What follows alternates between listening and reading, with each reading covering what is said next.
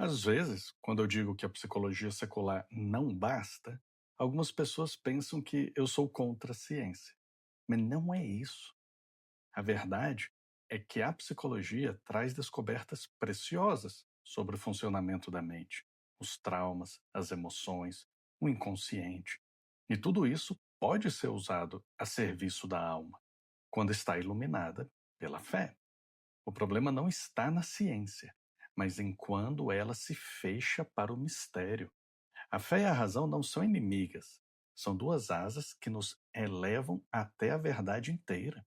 E quando a gente une o que é verdadeiro na psicologia com o que é eterno na fé, nasce uma terapia que cura por inteiro, corpo, mente e alma. Por isso eu não separo, eu uno, porque Deus é o autor da graça e também da inteligência humana.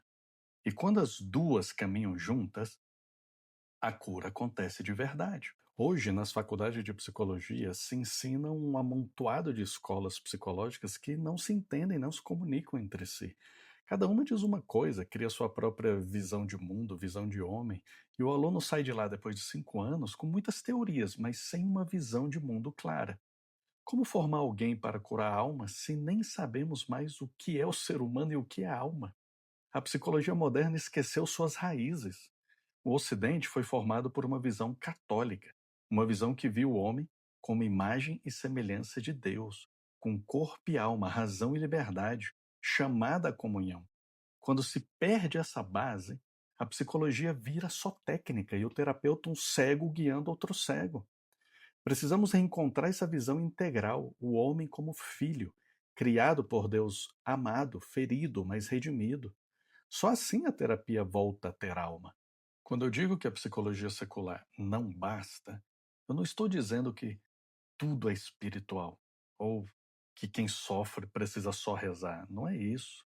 Uma pessoa com depressão, ansiedade, transtorno obsessivo pode e deve encontrar ajuda real em técnicas válidas e validadas, que a ciência desenvolveu com muito esforço e seriedade. Isso não é misturar as bolas. Não é transformar o padre num grande psicólogo, nem o psicólogo num grande padre. É simplesmente respeitar as áreas. A alma precisa de direção espiritual. A mente precisa de terapia e método. Mas o que vemos hoje em muitas faculdades de psicologia é algo preocupante. Parece que o tema mais falado é a luta contra a religião. Em vez de buscar ciência, buscam ideologias. Em vez de curar o ser humano, tentam desconstruir a visão cristã que formou o Ocidente. E isso é um erro grave, porque se perde tempo e se perde o homem. O ser humano não é só cérebro, nem só espírito. Ele é corpo e alma, criado por Deus, chamado ao amor. Se a psicologia esquecer isso, vai continuar falando de saúde mental, mas sem entender o que é a alma. Se você pergunta hoje a um aluno que acabou de se formar em psicologia o que é a alma, é bem provável que ele não saiba responder. E não é por falta de inteligência, é porque ele nunca teve uma filosofia sólida durante o curso. Passou 5 anos ouvindo dezenas de teorias, comportamental, psicanalítica, humanista, existencial, mas nenhuma delas oferece uma visão realista do homem. Nenhuma que venha da tradição de Aristóteles e Tomás de Aquino, que via o ser humano como unidade viva de corpo e alma. E isso é um empobrecimento profundo da psicologia. Porque a alma não é uma ideia religiosa. A alma é um princípio vital. É o que faz um corpo ser um corpo vivo. É o que dá forma, movimento e sentido ao ser humano. Ignorar isso é tratar a pessoa como máquina. É tentar curar a mente sem entender o que é o homem.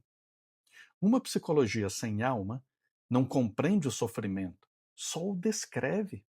E quem não entende o que é a alma não consegue curar o coração humano. E vou dizer com clareza, eu tô de saco cheio de ver gente ignorante enchendo a boca para falar de ciência e tratando tudo que é religioso como irracional. E olha que eu sou teólogo católico, filósofo católico, ou seja, formado numa visão de mundo católica, e mesmo assim já fui expulso de uma sala de aula numa faculdade com denominação católica. E sabe por quê? Porque eu ousei pensar com fé e razão ao mesmo tempo. O que existe hoje não é amor à ciência, é idolatria da ciência. Transformaram a ciência num novo dogma e a universidade num templo ideológico.